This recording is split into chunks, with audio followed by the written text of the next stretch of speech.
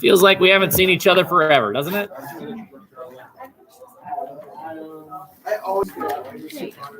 You're very sweet.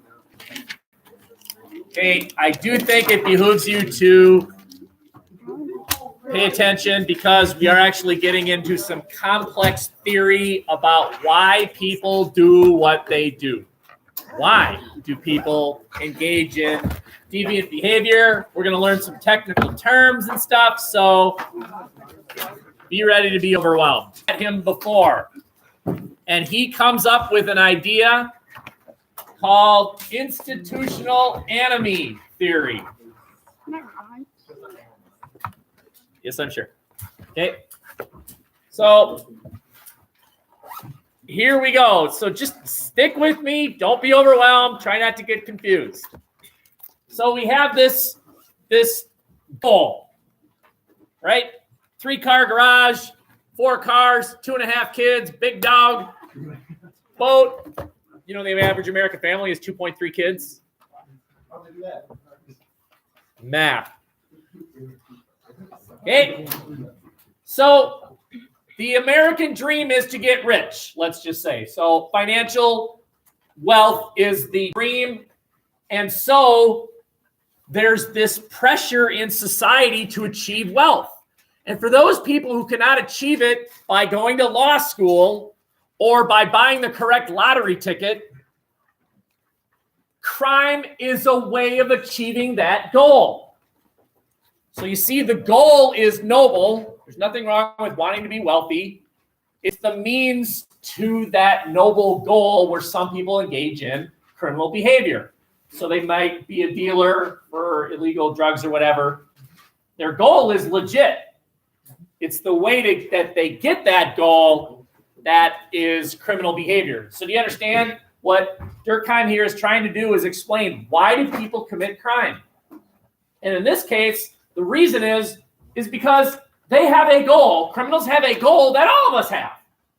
It's just their way of getting to that goal is the criminal aspect. There's nothing wrong with the goal itself. Okay? Or think about you. I'm sure no one in here has cheated. I have somehow accumulated the 40 students that never cheat and have never cheated.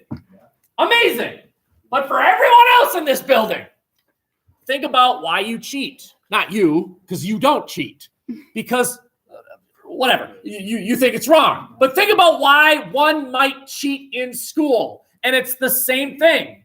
You want the good grade. There's nothing wrong with wanting a good grade. You want the GPA because you want to get into that college, because you want whatever it is that college offers to you. So it's the same thing. Schools are a place where you want that noble goal, success. The criminal part is how you get that goal. You cheat. There are even schools where the teachers cheat. A few years ago in Atlanta, did you know that the school is measured and when you do poorly on your ACT, we're punished. We teachers are punished. Did you know that the junior class's ACT average score is published? And so everybody in the community can look at our average ACT score and compare it to Osceola's and New Richmond's and Stillwater's and Hudson's. And so in Atlanta, a few years ago, Atlanta, Georgia, teachers took home the standardized tests that they had given to their kids that week and had a party where they changed the answers so that the school average would be higher, because in Atlanta, teacher tenure is tied to test results, which is not true here. I don't get fired if your ACT score isn't all that good. But in Atlanta, that's exactly what happened. So these teachers took the tests home and changed the answers, and they got caught, right? There's nothing wrong with the goal. They want their job. It's just cheating is the method to achieve that goal. That's the problem, okay? which is ironic because don't you learn character ed in schools? Well, like you're supposed to, right? We played jazz.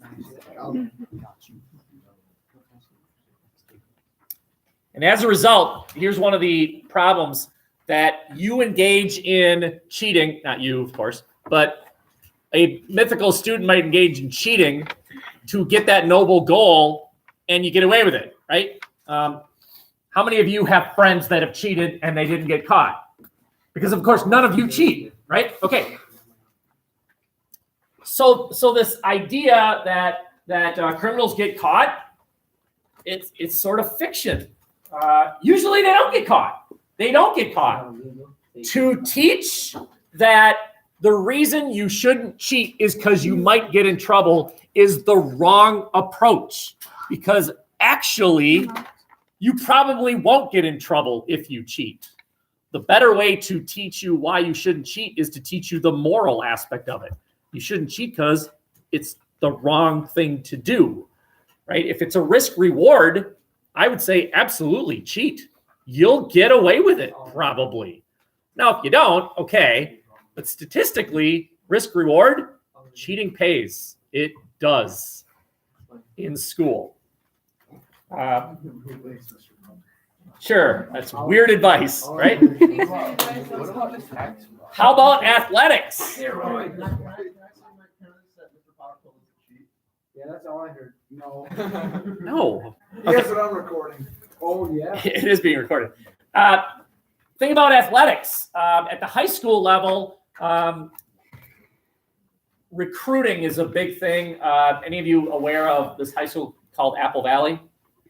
Apple Valley. It's in Minnesota. They have probably one of the 5 best wrestling programs in the nation.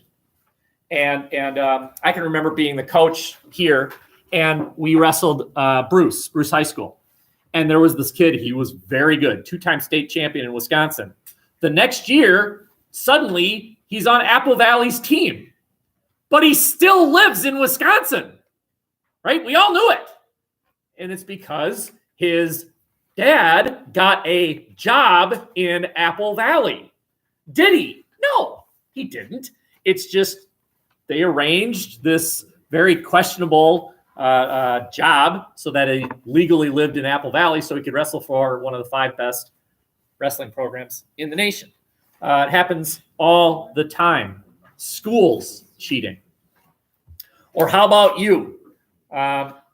Again, hopefully nobody does this, but taking of certain products you put into your body so that you get bigger, stronger, faster, right? Steroids is an example. That's cheating, right?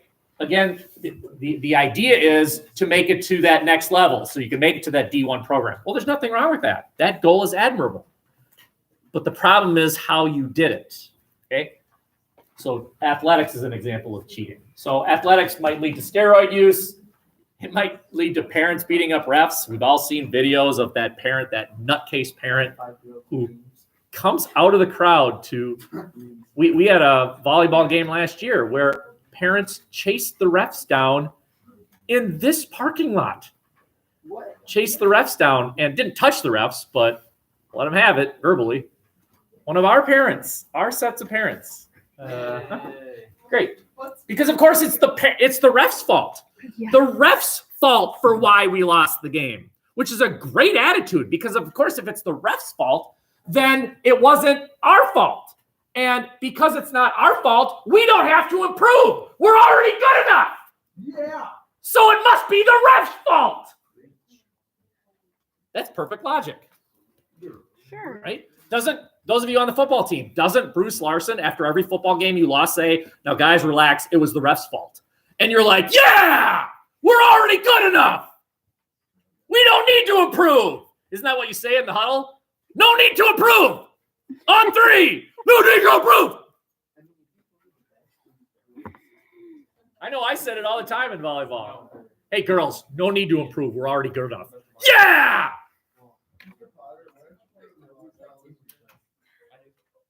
It's a good time to ask that question, Will. So, definition of what anomie is. Enemy is, in the pursuit of a noble goal, you lose your way. Another way of saying it is, the ends justify the means. The ends justify the means, no matter what the means are. If the end is noble, do whatever it takes to achieve that end. Yes. When you get lost on the way, you are experiencing enemy. You've lost your way. You've lost the big picture here, right? I want my son Noah to get into a fine college, and of course I do. So what do? When he shows me a paper that he wrote and it's crap, I rewrite it for him because I want him to get that A, so that he gets an A in the class, so he has a better GPA, so he can get into that good college. I've lost my way, right? Just think that through for a minute. Let's say that happens. Noah ends up in a school that's really over his head. He didn't qualify to get into that school. I did. How's he going to do at that school? Not good. Maybe, right? Yeah, I'll just do his whole college career for him.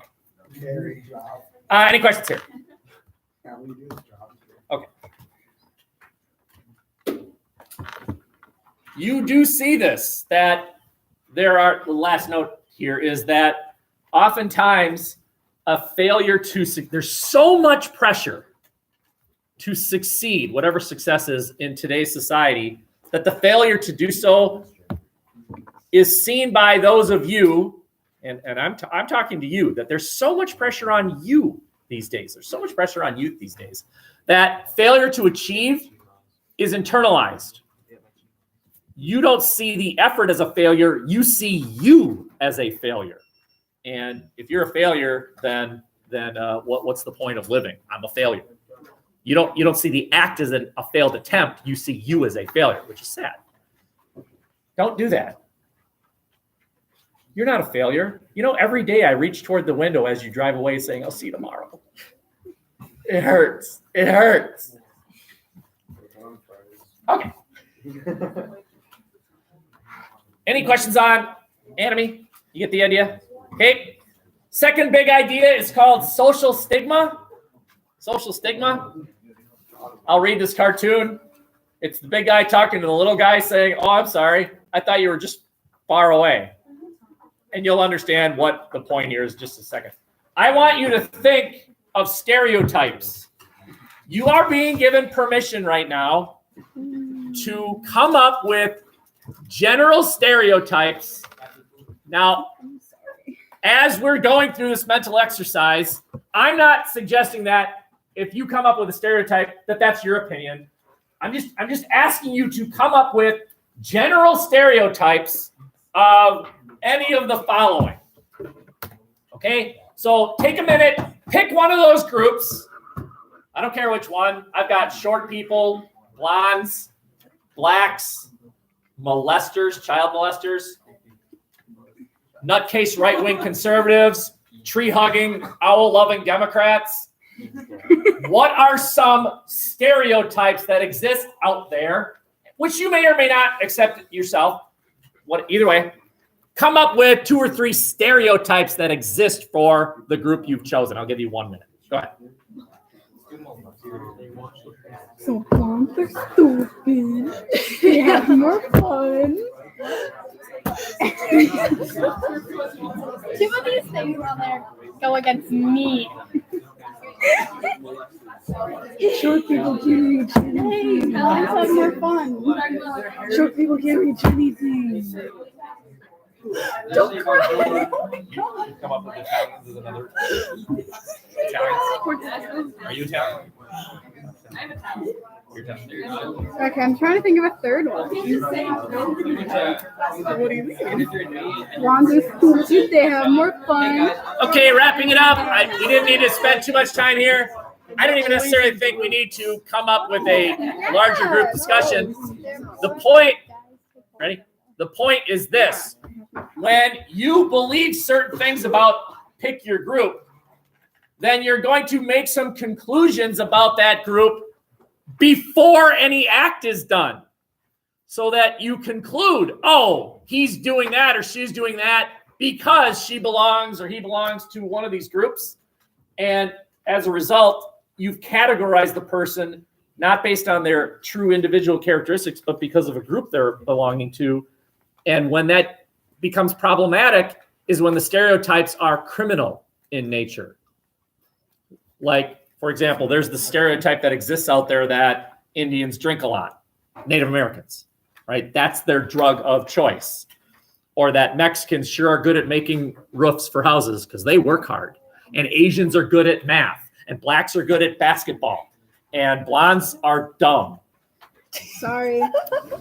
But when you come to it, here's the point of what this has to do with deviant behavior and criminology. When you come to a conclusion about a group that they engage in criminal behavior as a group, then if you find an individual that belongs to that group and there's been some crime committed, you automatically put that person into the list of suspects, right? That says it's a self-fulfilling prophecy.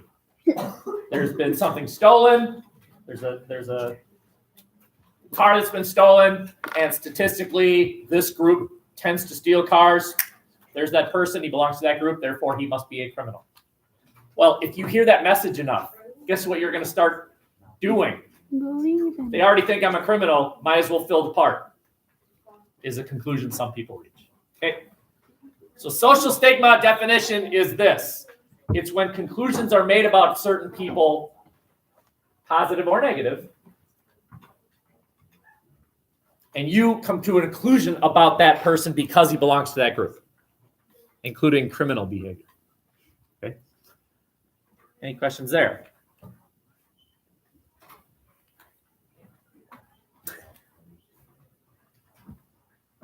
Two slides left, and then we're going to talk about capital punishment. Nothing to note here, except I just kind of found it interesting. The availability of technology creates a whole new world for criminals. So this chart reveals the top states as far as people who look at online pornography. Number 1, Utah.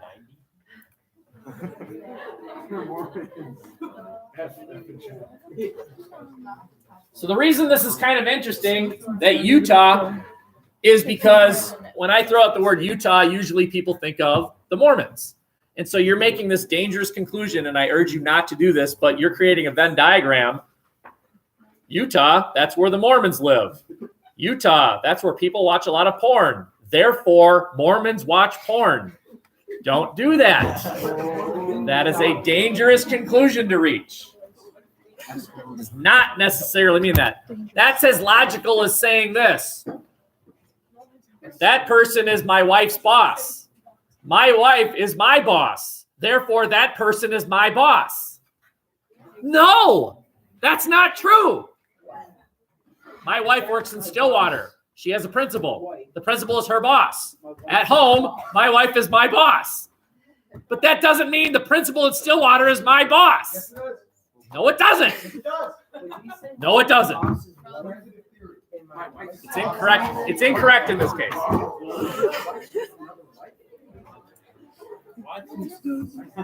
The second interesting thing on this slide, I think, is the ability of hate groups to organize. It is extremely easy, if you have prejudicial views, to find others who have the same views as you. Thanks, Internet. The FBI every year measures the activity of hate groups. And if you're like me, you immediately find where we are, and you can see, hey, we're by people who are actively part of hate groups. And these people find each other online, at first anonymously, and then they organize. And it's very easy to meet people. The Twin Cities area is known to have some people who have anti-fill-in-the-blank views. anti-Jewish views, anti-African American views. Did anyone see that? It happened over the weekend. Anyone see what happened in Minneapolis with a Minneapolis precinct, a police station? It's sad. So they put up a Christmas tree. Now, this is a precinct that is in North Minneapolis, predominantly African American. In the precinct, in the police station, they put up a Christmas tree, and on the Christmas tree, they put fried chicken. They put empty beer cans. They put lottery tickets. They put welfare things. They put every stereotype you can think of on this Christmas tree. This is a police station, public property. Okay, and they got caught. The brilliant cops that did that, what they did was they took pictures of it and then they sent it out there.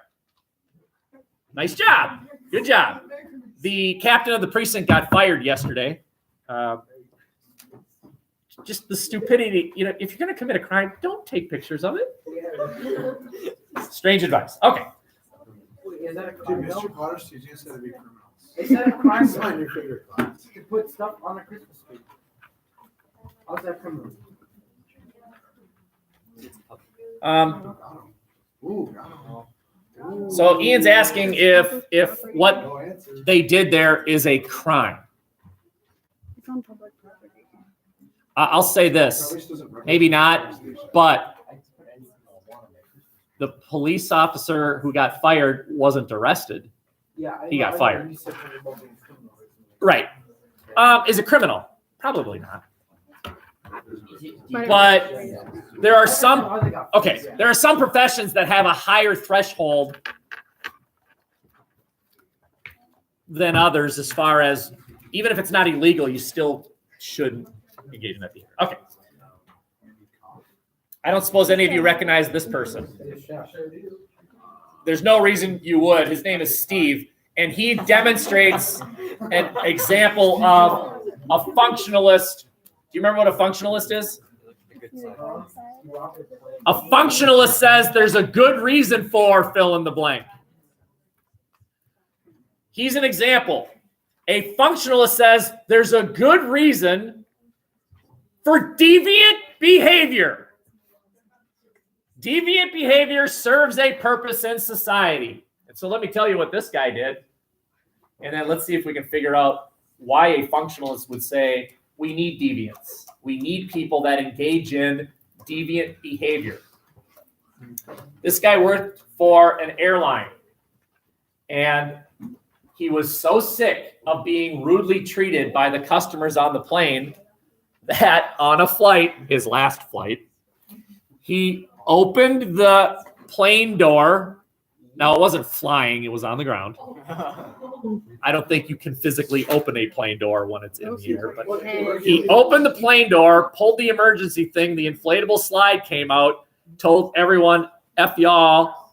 This is after a customer had requested, I don't know, a Coke or something, and they were rude about it, according to him. Pulled the inflatable thing, slid down the thing, taking some customer's stuff with him, and ran off. That's one way to go. Okay? That's- if I'm No, he gonna did go not. out. He did not get away with it.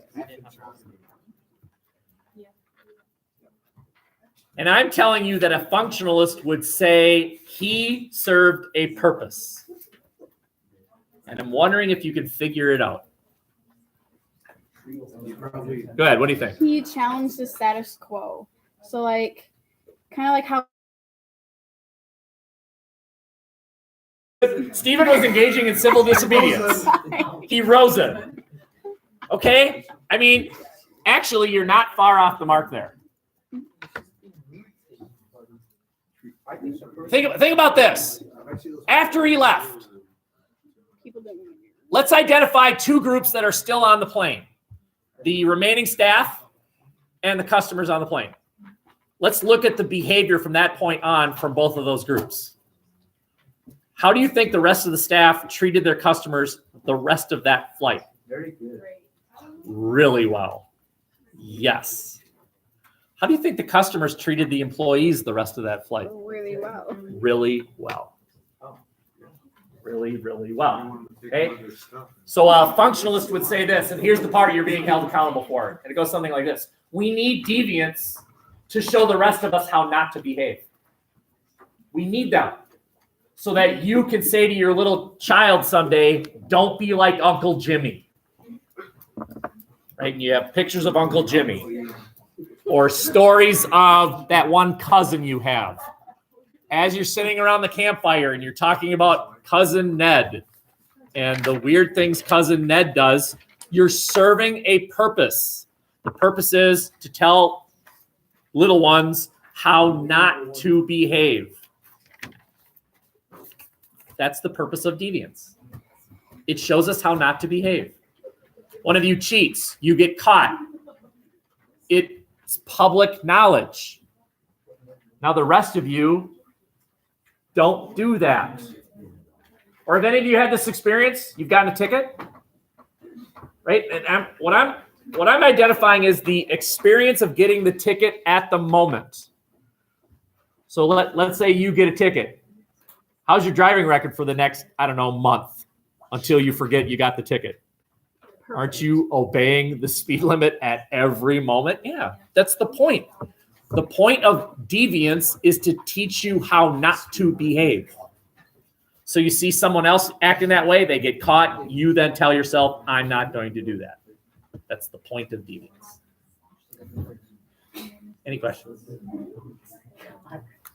Very good. I am done.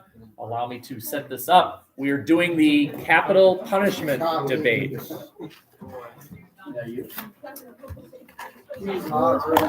Today, aren't He was doing it. Are you guys going? Or? No, they're not even. Please stop.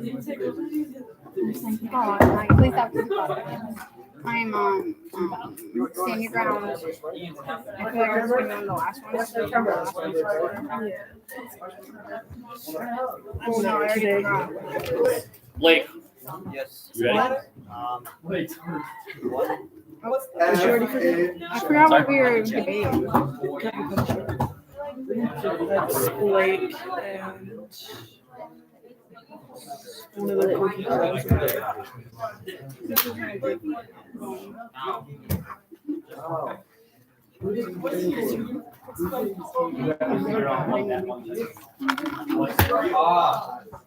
Ready?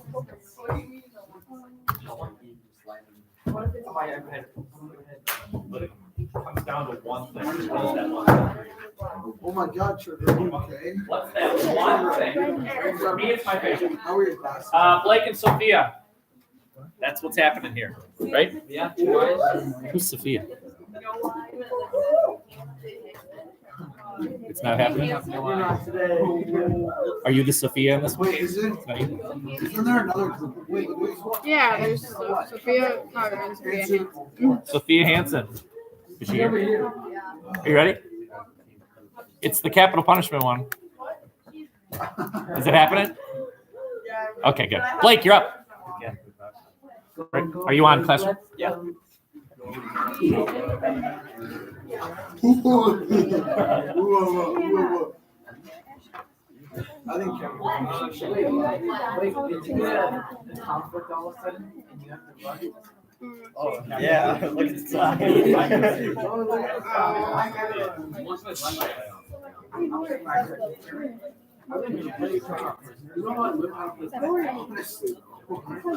No, actually, yeah. And then people want What?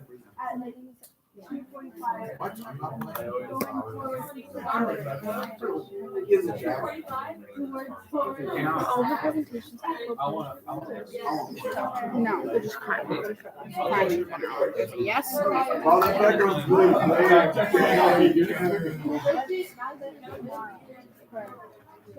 survive. So Ethan and Durga, you probably also going today. We're going to talk about capital punishment today. How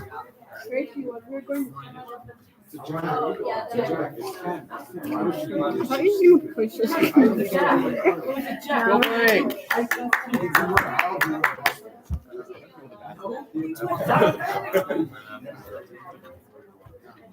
You're in Texas. Yeah, you don't have to work tonight.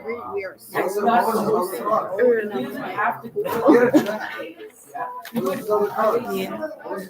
Any chance to get to work is amazing. Yeah. Okay, so for the rest of you, I of course will welcome your views on capital punishment. This is an easy topic as far as strong feelings one way or the other. But also remember that you are being held accountable for 10 things that you learned as far as the debates are concerned. We have 5 debates for this unit, which means if you come up with 2 things per, you're in good shape. Okay? He is convincing us that we need to abolish, that it's needed. That capital punishment is a good thing.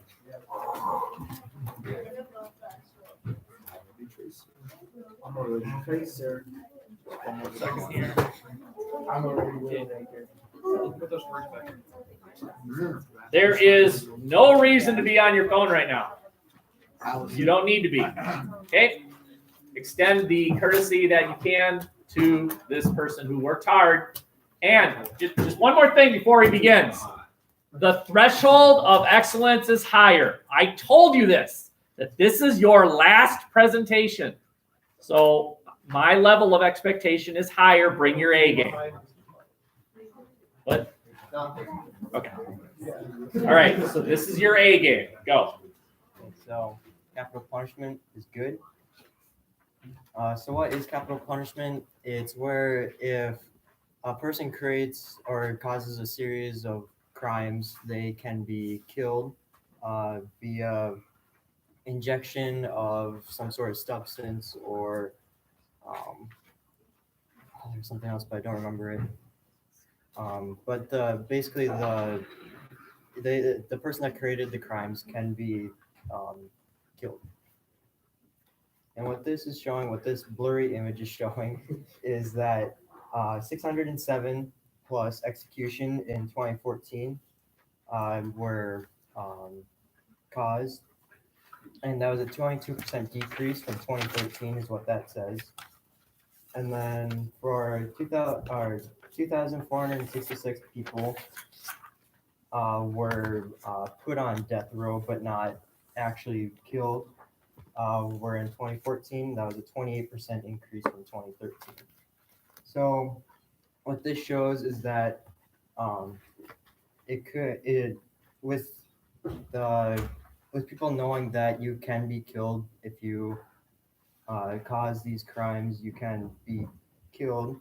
And so with it increasing from 2014, or with more people learning about it in 2013, they don't cause as many crimes in 2014. Yeah. In other words, it's a deterrent. Yeah, it's Capital punishment deteriorating. is a deterrent. So there is one case that I read about. It was about Carl Raymond. I was going to assume that's his last name. He was a guy that went to a convenience store and he robbed the place, stealing, it was $150 out of the cash register and then $250 from the people that were inside. He ended up killing the 5 hostages that he had inside the store right then and there. So he was eventually caught. He tried to run, but he was caught, and he was sentenced to 50 to 150 years for the murders, and then 20 to 30 years for the robbery. And to be served concurrently. Concurrently means at the same time. That was said by the Kendall County State Attorney. That's where the crime was committed, was in Kendall County. He was released. He was released like way before his time was finished. So he became a free man on April 26th. I couldn't find the year. The Illinois Prisoner Review Board voted to release him, and he left that day that they voted to release him. So what this kind of did was it struck fear in some people, because this guy, he murdered 5 people that were innocent. They were just shoppers at the convenience store, but he got let go only like a couple years after he was sentenced.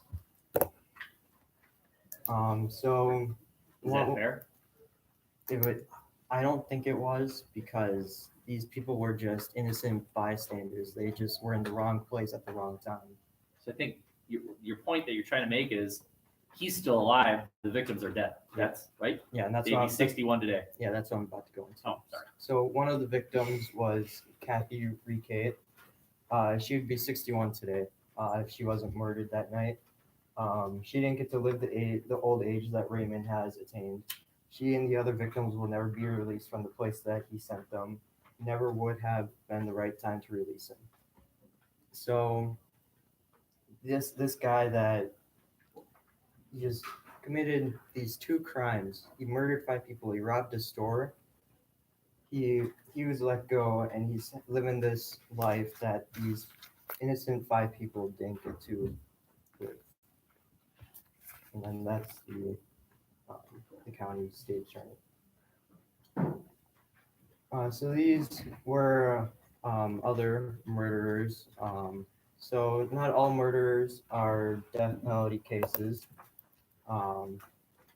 This place, the Maricopa County, averaged 203 murders each year from 2012 to 2016. And there was an average of 14 cases a year, and that's less than 8% of the murders. So this name, it was a Spanish first name, so I split the last name. So it was like Hidalgo.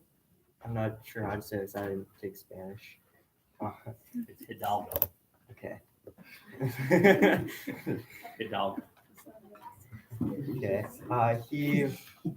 He met this one girl over the internet, and they eventually started dating and online dating, and then they met in person.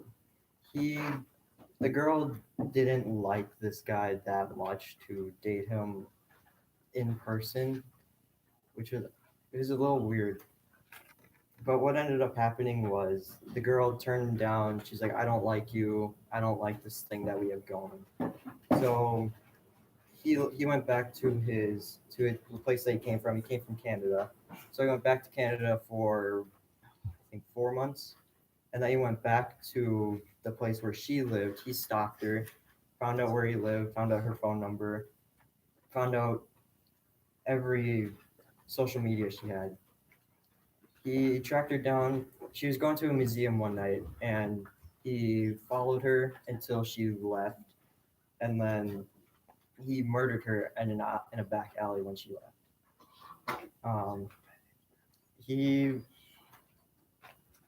I don't remember if he was sent to death row or not. I think he was just in prison. He was just sent to prison. And then out of these 203 murders each year, 69 of them were Caucasians, 25 were Mexican Americans, 17 African Americans, 4 Native Americans, 3 Asians, and 2 were classified as others. They were in Arizona's death row. And so if you add up all of these, that's 112, and then or 120, and then if you multiply 203 by 4 for the 4 years that this was spanned through, 812 average murders. So 120 people, while there was an average of 812 people. So if you take, that's about two murders a person, but the likelihood of that every single person, all those 120 people, committed 2 or killed 2 people is just a little unlikely. And that's the. So what's your point? These people were sent. Most of these 120 people were sent to death row because they killed, they murdered, they robbed, they just committed these crimes. Okay. And if they were set release, like the guy that was on the other slide, he got to live a life. These people got to live lives while they murdered others. And the people that they murdered didn't get to live the life that they get to. Okay. Since they weren't sent to death row. So these are just kind of extra quotes that I was able to dig up. It was it doesn't take a lot to notice that if you commit these crimes, you could be sent to death row. And that's what kind of this first quote says. So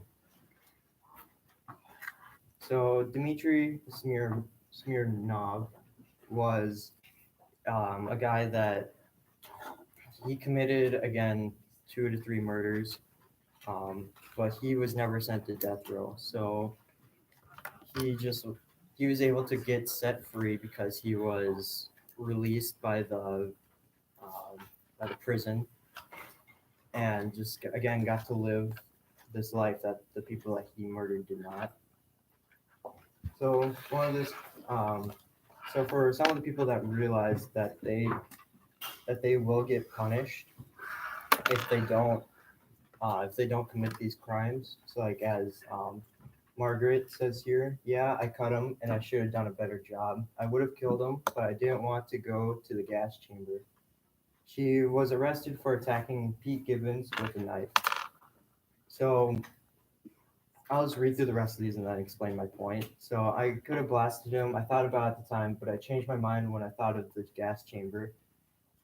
This guy was in prison for a bank robbery, who acknowledged that he had considered shooting the unaccompanied cop who arrested him, and asked what his reason was for simulating a gun rather than using a real one. He replied that he did not want to go to the gas chamber. But this guy robbed a bunch of stores with a water gun, or it wasn't a water gun, it was a Nerf gun, because he didn't want to get sent to death row for having an actual lethal weapon.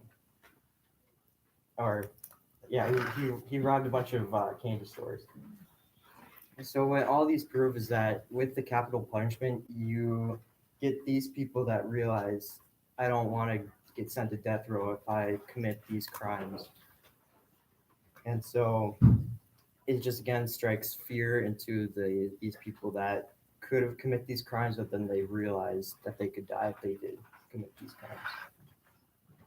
And that's it. All right. Good. Thank you. Over 15-minute presentation. Ethan, who's also arguing in favor of, you're up.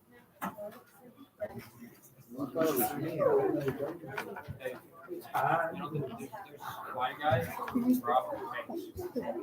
Give them a note, you can put money in the bank.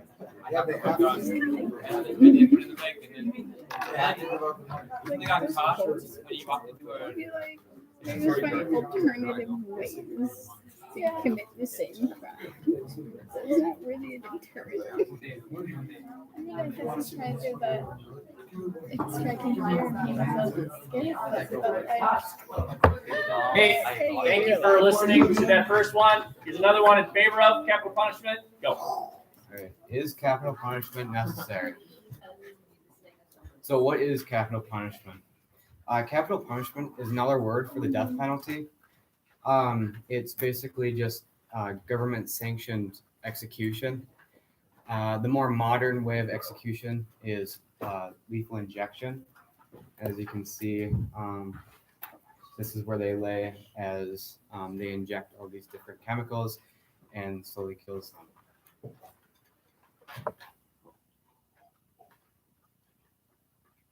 All right. Why is capital punishment relevant? So capital punishment has been very controversial because whether it's unconstitutional to have the government kill people, it costs less than life in prison. There are many who don't like the idea of capital punishment, so they fight it, and instead of government-sanctioned execution, they send them to life in prison, which costs taxpayers a lot of money to send a prisoner to jail for, 30 years to life, and it preserves law. It deters crime. Now this map here shows all the states with death penalty, without. So in the blue, it says no current death penalty status. So all of these states right here do not. In the yellow, it hasn't been applied since 1976, and in the red, it has been performed since 1976. So killer walks free. Carl Ryman, Hey, we met that guy. yeah, with his accomplice, his girlfriend, walked into a steakhouse, took $640, and slowly and painfully killed 5 people. He watched as they bled out and fled the scene later. He was eventually caught.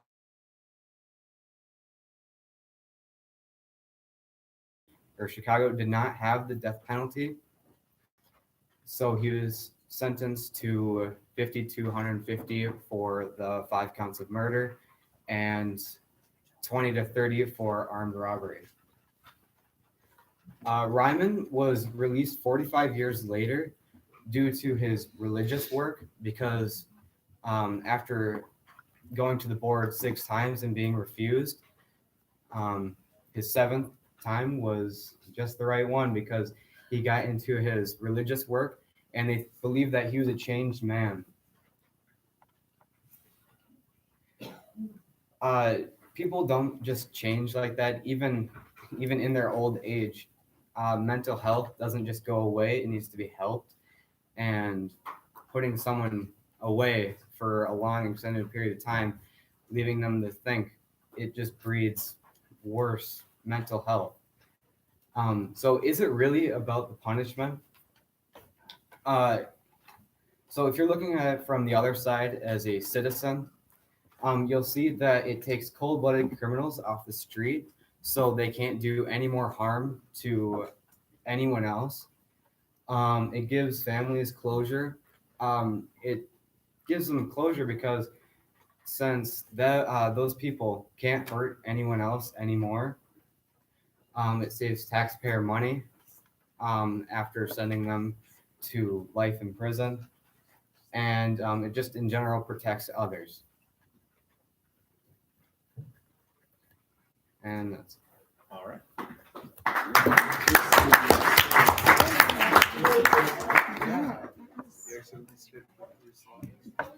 All right, so Do I have time? 7 minutes left. Don't you have time? Sure you do. I don't want to make your It's immediate afterwards. Hey, so would you rather drink? Okay, yeah, go. All right, Dirk. Oh, because there's a 2 classes. Okay. I was like, why are we doing that? MySpace let everything that's told me.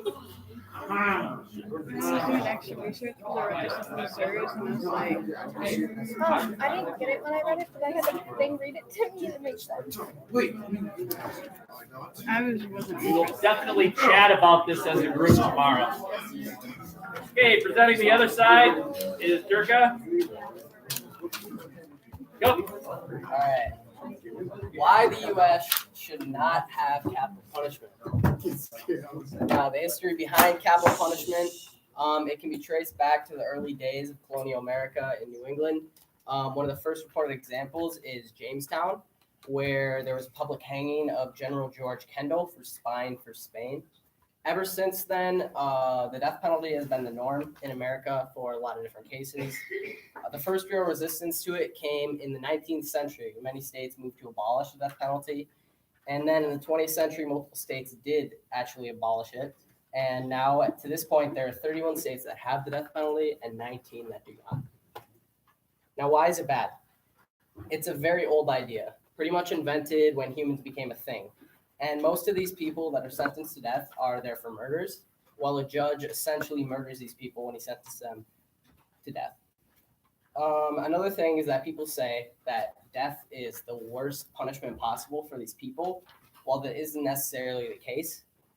In the documentary series I Am a Killer that's on Netflix, in episode 1, the person who the story is about talks about how ever since he was 17, he's lived in prison. He's about 50 or 60 now to this day, but most of his life he's been in prison.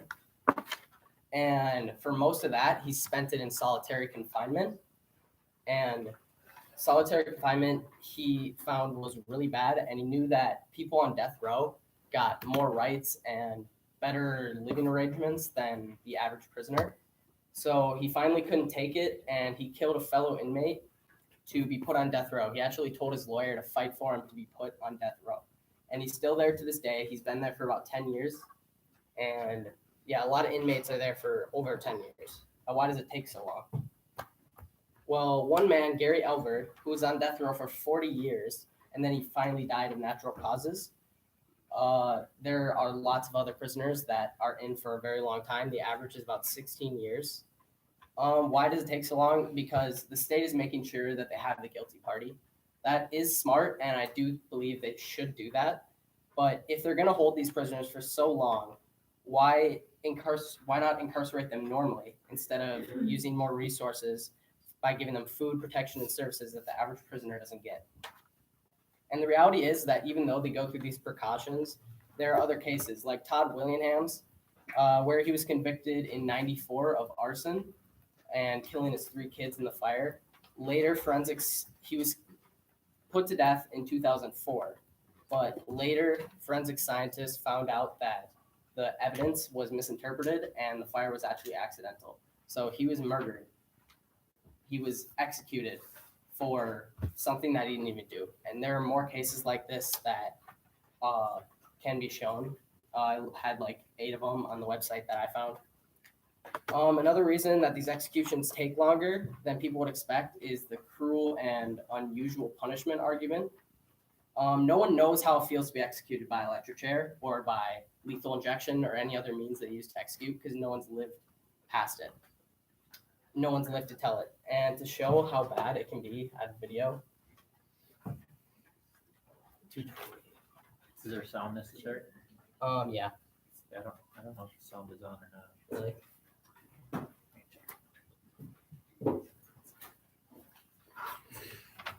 So this is a description of how bad the electric chair can be. No, it's like cartoons. I think.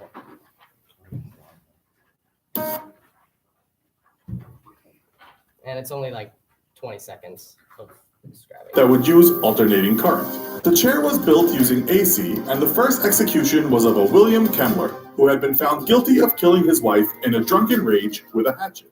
He was executed on August 6, 1990 in Auburn Prison, New York. The victim is said to have spent 17 seconds with 1,000 volts passing through his body. At that point, as the story goes, someone shouted, "Great God, he's alive!" Still conscious, the guards turned up the electricity to 2,000 volts. According to History Today, Kemmler's skin began bleeding, part of his body was seen to be singed, and a horrible smell spread through the death chamber. At the time, the New York Times wrote that the stench was unbearable. He died, and Edison carried on his campaign against AC after that. Southwick. So, yeah, this man, for about a minute straight, he was being electrocuted. This was one of the first cases of the electric chair being used, and they didn't quite know how to use it at that point. And so for about a minute, he was being electrocuted, and you can't imagine how bad that would feel. I mean, his skin was burning. So at this point in history, it seems too hard to have the death penalty, as it would save a lot of time, money, and effort by just giving these inmates fair prison sentences.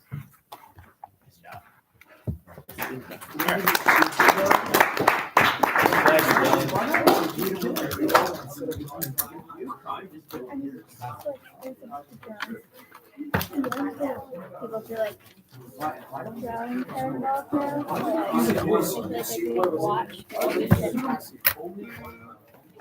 and then they have a quote. It's fair. Okay, are you arguing for? Against. Or I have one where it says like, It is 1:50. See you later. a police officer arresting for what they saw me do. It's another thing if they didn't even It's another thing if they didn't even hear what I said. If they just saw their face. Oh yeah, because like we don't have audio. So yeah, the policeman could say something awful, angry, and they wouldn't hear it, or they could be facing away, and then just like you were screaming. So police officers could stage things.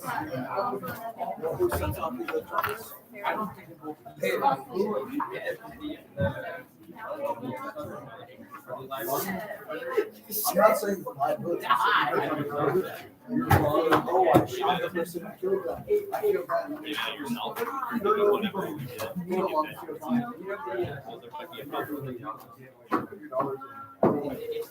No, you don't have the same people who shoot guns and use needles on people. Needles on doctors, Trevor. Yeah, there's a difference. But No, you were supposed to make the Anything of a medical issue. Do it at global warming. it's animal abuse. Or euthanasia. Stop, dude. You're not. What?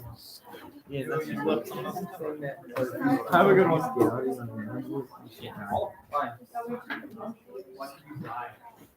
I'll sit with you and we'll find it. How about tomorrow? Tomorrow's kind of a work day anyway. All right.